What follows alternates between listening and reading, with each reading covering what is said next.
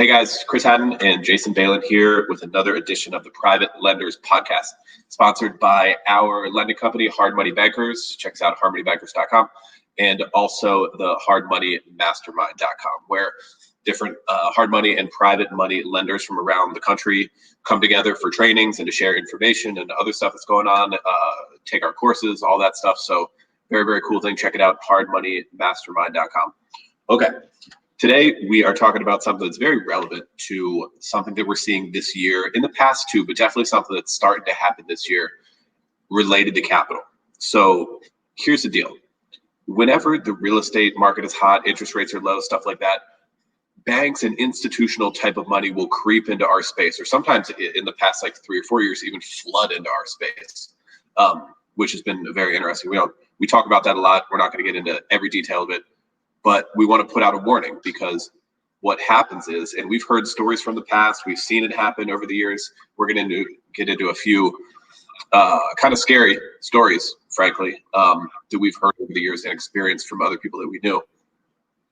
Because, yeah, the reality is that type of money jumps into the hard money space, which is normally private capital, and 70% of the time, and then maybe 30% of the time, something like that, these institutional and bank type lenders put their capital into our space, and then when they decide to back out, it turns into a bad situation for lending companies. They're the ones who end up holding the bag. They're the ones who end up losing their funding. You know which story I want to start with? I know we have a few different ones. Yeah, let me back up actually for a real quick 30 seconds. In general, it is extremely important to make sure you have the correct capital in your lending model. It's very important.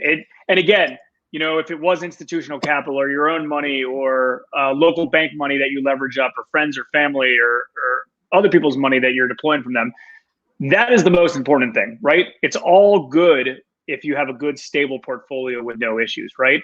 But the real stress test is what happens when deals start going badly in general. Yep. And I talk to too many lenders who are unhappy with their capital investors, and they believe that they're kind of tied to them at this point because they need their capital, but it's just not worth it. It's one of those things that sometimes the best deal you did was the deal you didn't do. And you can't take on capital from the wrong person, right? You need to make sure that your goals and their goals are completely aligned for good and for bad, right? What happens if you get money from a capital investor, $100,000, they do a deal with you and the deal goes bad and you lose $10,000 in principal? What's going to happen? Are they going to come after you and, come right at your throat and try to sue you and do this and do that? Because they will, if you don't have a good relationship with them. So you got to make sure you have the right capital into all these deals and that your goals are aligned and everyone is on the same page for good and bad.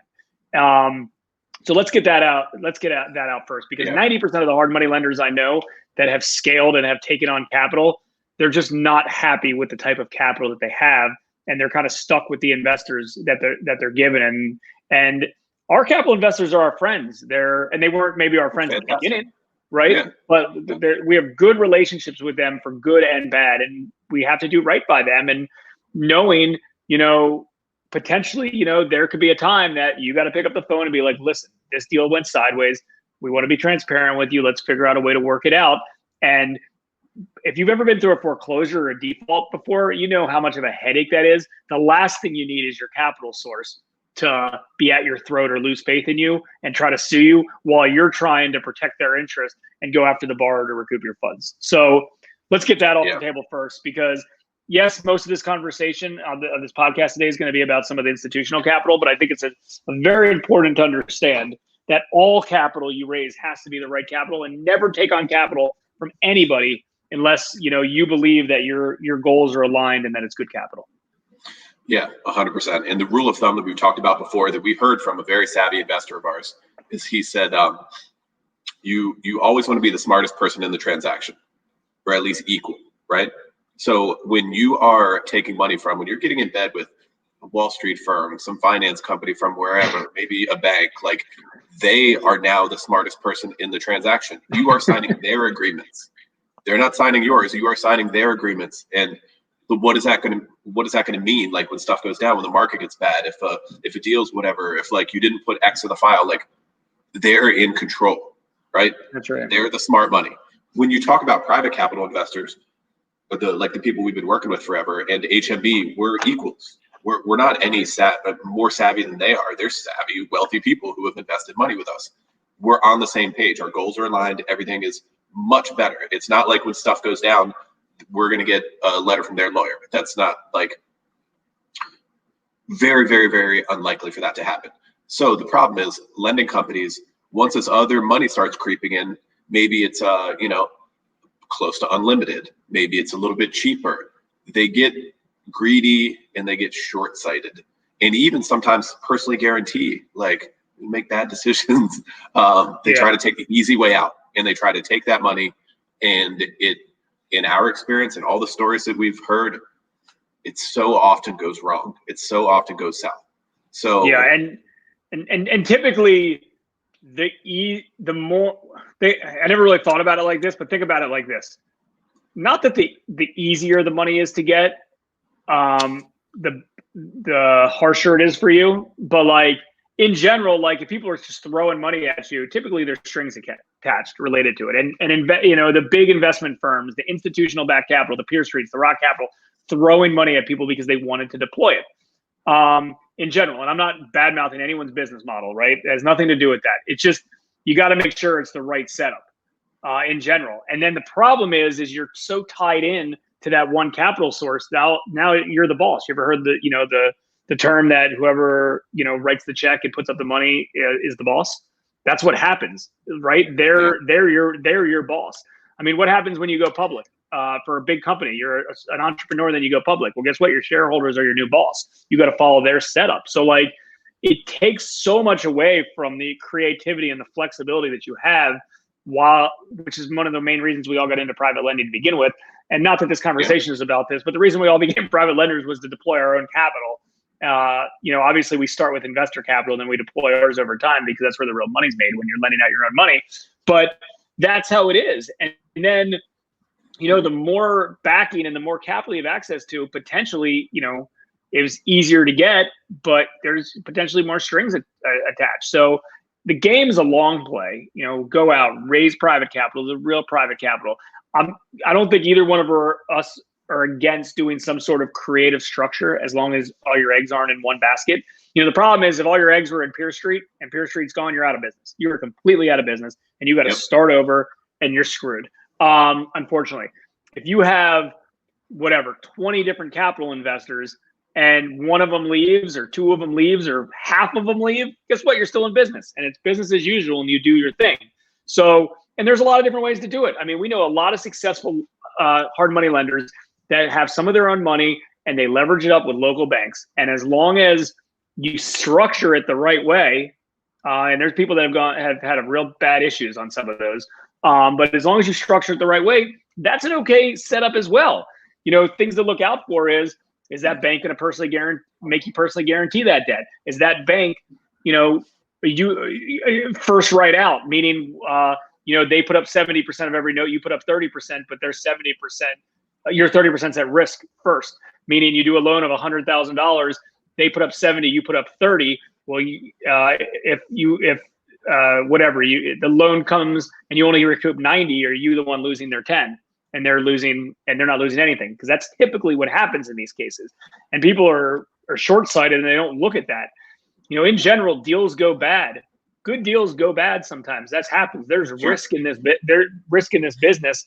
And so many people just want to do more and more and more deals than worry about kind of what happens down the road.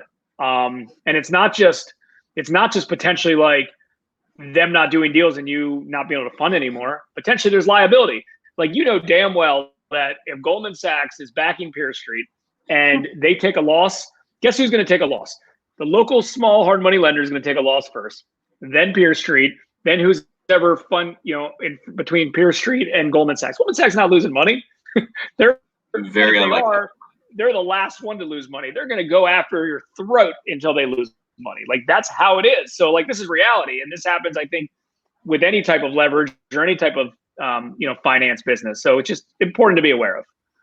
Yeah, totally. And if you think about if you think of a group of finance companies, like if it's these Wall Street types that we're talking about now, they tend to, even if you think you're diversified because you work with 3 of them, call it, they all tend to follow the same trends. If one of them backs out, this one's backing out, and then the third one's backing out. There's no diversification there. And honestly, same with even small local banks. Like if you have a line, that you're using to leverage notes, and they decide that, maybe they don't want to get it, like the next one's going to do the same, the next one's going to do the same. Like these finance companies really follow trends, and they tend to do what they hear the other ones are doing. So one story that I heard about years ago, always stuck in my mind, and then we've seen more and more stuff going on, is about a hard money lending company in Chicago. They had leverage from a mid-sized, somewhat local regional bank, and they had maybe $20 million outstanding. 10 million was private capital and 10 million from this line. They had a great relationship with them. They were making good money. They were doing their thing. But then that bank got bought by a bigger bank. And the bigger bank said, whoa, you have a $10 million line in what niche? Nah, that's not really what we do. Pulled it, and it was due. Not even like we're not funding anymore. This is all due next month. That's $10 million bucks. And what are you going to do? Like scramble and raise all this private capital to replace it? I mean, it's possible, but it's not likely. And that company closed their doors. The company closed their doors. They had a perfectly fine relationship, and their portfolio was performing. They didn't do anything wrong. They didn't do anything wrong. They weren't doing bad deals. There's other stories and stuff like that, obviously. But the reality is they weren't in control. They weren't in control of their capital. And just because this other bank thought whatever, boom, their business was done in a month. When your capital, and we've been talking about this a lot recently, when your capital dictates your business model, you're screwed in the long run. That's just what's going to happen. Now, don't get me wrong. I understand you got to start somewhere. Say, okay, cool. Well, maybe I have a bunch of rentals. I'll leverage those up to try to get some bank capital. You start there, and then you just keep moving and moving and moving. The issue that a lot of these companies fell into the trap of Peer Streets of the world, or whoever of the world, is because they just got lazy, somewhat greedy. It's like, let's just follow here. Let's just do all the deals like this, and they forgot about the diversification of all this stuff. And again, I'm not bad mouthing any of the capital sources at all. I think it's more of like, you got to diversify. If we had one private capital investor that lent us money, or 4 private capital investors that lent us money, I'd be bad mouthing ourselves as well, or that we co-invested with, and we invested capital together. Like, and one of them pulled out, we'd be screwed as well. Like, that's what it happens. You got to grow it, and you start small, and then you grow it, and you do your thing. And again, how many times did we have the institutional back lenders in our office trying to pitch us on cheaper capital and cheaper capital and cheaper capital? And it's appealing, right? It's appealing. Oh, I'll give you money at six. Well, it's appealing because 2 things. Number one, see, our thing is we've never had more than we've always had more capital than deals, right? Because that's just what happens. Like, it's not like we can do $100 million. I don't want to do it. We didn't want to do hundreds of millions of dollars for, but the number is still like, it's appealing because it's like, oh, you get 6% capital instead of 10% capital, right? We can make another 4 points. Every $1 million, we lend out on, that's $40,000 more, right? So, there's an appealing side of that. But at the same time, it's like, just not kind of worth the risk or reward. And again, I don't think our game plan would have ever been to take that to get rid of the capital investors. It would just been to kind of, I don't know, do it side by side. But again, raising capital and doing it your way and controlling the situation, that's where it's at. Like, you have to control the capital. And if a private capital investor, their goals aren't aligned with yours after a deal, unfortunately, you have to excuse them and move on to the next person. And as bad as you want that money or need that money to deploy, you got to be disciplined to get rid of them, because if not, soon as a deal starts going bad. I mean, I remember we had a private capital investor early on that, thought, used the term to us, you guys are a deadbeat tenant, because he thought we were the ones because what happened is we lent out $100,000 to somebody and they late paid. They weren't in default, they just late paid. And he was like, well, these deadbeat tenants, I need to get my money. So when the time come, I don't remember if we took our own capital and just bought them out and moved on. We bought them out that day. Yeah, it's like, I don't want that person if a deal's going bad. Like, that's That like the goal is, and I mean, listen, I don't want to be like complete reverse psychology of like we're doing you a favor, not the other way around, because we're deploying your capital to high interest rate return. I mean, it's a win-win for both parties. It's a partnership. Yeah. It's a win-win, but it's got to be a win-win. And if they don't believe it's a win-win and they don't understand it, then it doesn't work. Like, you've got to move on, and that's so hard for people. I mean, I was talking to a hard money lender, a pretty reputable hard money lender that has a good amount of money deployed, and he was even complaining about some of his capital investors. We never complain about our capital investors. I couldn't tell you the last time in years that we've complained about any of our capital investors, because they're partners, and we take on the same risk, we take on the same reward, and we're all in it together for good and bad. Yeah, totally. I mean, we've been aligned forever. It's been a great way to run a company. And you know what? I remember when one of those New York firms were in our office, one of the initial ones, and I was looking at like their matrix and stuff like that. You remember like a matrix, a lending matrix or underwriting matrix back from our mortgage lending days before we started HNB. And it's like, here's your guidelines, here's your pricing, here's your like process. And it just felt like, this is not what hard money is supposed to be. It just felt wrong. Like, is it a little bit cheaper? Sure. Is it easy to get a bunch of capital? It's like, yeah, I guess, but it just did not feel like what this business is supposed to be. And then like, here's our 75-page agreement. You should read it over and then sign it. And I'm sure there's all kinds of language in there that screws us and not them. Like, it just felt wrong. It's not what hard money is supposed to be. And I don't know, man, like we've seen some stuff going on, like especially in 2020 with coronavirus happening and everything else, and lockdown, and a lot of uncertainty in the market, real estate market, stock market. That source of capital overnight stopped funding deals, backed out. We've even heard of those kinds of capital sources not giving construction draws for your clients that you've already funded their deals, and they're out here doing a construction project, and now they're not giving draws. Like, how is that even possible? How could that happen in our industry? That is like a tragedy. You can't do that. And like, not funding new deals, that's one thing, but like stuff like that is just insane. And they just pull the plug on all of their clients, meaning lending companies, overnight. And then granted, they start to kind of creep back into the market. Maybe not. We're not really sure right now, but like story after story after story of why this is not a good idea. Right. And I know we're ranting a little bit and we talk about this topic frequently, but like, it's because it's happening over and over and over. I can't believe how many companies have taken on that sort of money. And also, something's going on. Like, we'll talk a little Sam Zell quote in a second here, but when everybody is going in one direction, they all have the exact same product, hard money product, with the same rates and the same guidelines and whatever. The Sam Zell quote I was about to refer to is, competition makes people do weird things.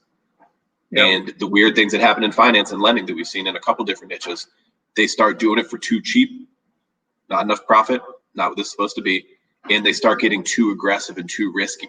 You're doing stuff that's not what the model's supposed to be. And people get weird about that. They get weird with competition. And we were very careful over the past 5 years to just keep doing what we're doing. Don't get excited. Don't take this crazy money. Don't leverage up with the bank. Keep your pricing and your margins, because that's what this business is for, and ride out a hot market with people getting weird out there. So we've been actively trying to stick to our guns and stay with our core model and not get weird like so many of the people, some of whom are going to pay a big ass price for taking on all that money. Yeah, and some people didn't know better, and I'm not stating that it's an excuse, but like newer companies are like, oh, this must be how the lending model works. But then there's others who have been in the game a long time and had a lot of their own capital and private capital and stuff like that, and they felt like, oh, I kind of have to sell out and do it this way. And, that's just not the case. And, it's interesting. We've been talking to a bunch of newer consulting clients that we work with in our office recently. And I was very pleasantly not surprised. I was happy that their goals in this business weren't to just, skyrocket and do tons and tons of deals. It was like, we've got some money of our own. We've got other friends and family and some other capital sources that we know that want to deploy capital. We want to lend it out at the right terms to make good money that I don't have to work too hard and do a good business. And I love it, because that's what it's about. And you can do it any way you want to do it. You can be big, you can be small. obviously the model, they both want to stay local. And I love it. Like that's where it's about. There's plenty of good. This is a great investment vehicle to do on a small scale without a ton of stuff. I mean, do the math. You either lend at your normal good terms, 13.3 or whatever you want to do, or you lend less than that and you make half as much money. And then you got to do 2 deals and have twice the risk and have twice the headaches and twice the payroll and twice of everything. Or you do, just your one and you make the same amount of money. Like, to us, it's common sense. I don't know. Like, I feel like that is common sense. It's like, we do our, we churn through our 20 loans a month. And I know for some people that seems like it's a lot, but it's actually pretty, when a lot of your clients are the same over and over and over, and they're the same developers and the same investors, it makes it easier. But we have a small staff, and like, if you were like, oh, hey, listen, man, we could kill it. We could do 50 deals a month. It's like, puke. Like, that sounds like a ton of work on it. Of real deals. Start doing 50 deals a month and then start having real defaults. See what happens there. Like, that doesn't work. We have our 1 foreclosure a year, and that's a pain, and that's still a pain in the neck. Yeah. So, no, I mean, we heard about. There's one company in the DC area that grew to 50 some employees. A hard money company, lending super cheap at slim margin. 50 employees. What does a hard money company need to be 50 employees for? It just sounded crazy to us. So obviously we're not trying to badmouth anybody. That's not what this is about. We're just trying to kind of share what our opinions are and use our opinions and, turn them into, our experience and turn them into what you think is best for you. But, it's, there's most entrepreneurs and most business owners who have run a decent sized business in the past, they tend to gravitate towards hard money lending because it's easier, it's lower risk, there's less headaches than having to manage tons and tons of people in a business model with low margins. So the last thing you want to do is take on capital sources that is volume based and low margin based. Doesn't make sense, right? You got to do a lot of this to make a lot of this, or you could do a little of this to make a lot of this, right? It's that simple. Yeah, I mean, if that's what you're looking for, a lot of, risk and work and people, like, there's other industries that are good for that. If you want low margins and high volume, like, you could be in retail, you could be a restaurant. There's plenty of industries if that's what you're looking for. This is not supposed to be that. This is supposed to be a high profit business with a manageable amount of risk and people and movement and everything else. A lot of bang for the buck, a lot of dollars for the hours put in. All of that is what this is supposed to be, and which is why we like it so much, and which is why people are coming into the Hard Money Mastermind to do exactly what we and the other lenders are doing. Exactly. So, you got anything else on that? We kind of ranted a little bit in a slightly different direction, but like I think we got our point across. I think we got our point across. People who get it definitely get it. So yeah, exactly. Helps. Yeah. So if you guys need anything in the future, feel free to reach out. If you have not joined the mastermind group, check it out. It's awesome. There's a ton of stuff, pretty much open playbook of everything that we do. You'll get access to on the front end.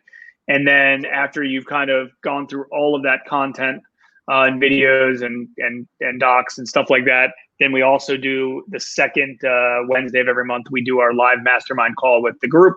And, we typically have a 30, 45-minute presentation, and then we have plenty of time for Q&A. So if you're interested in checking that out, go to www.hardmoneymastermind.com. And I hope you enjoyed this week's Private Lenders podcast, and we will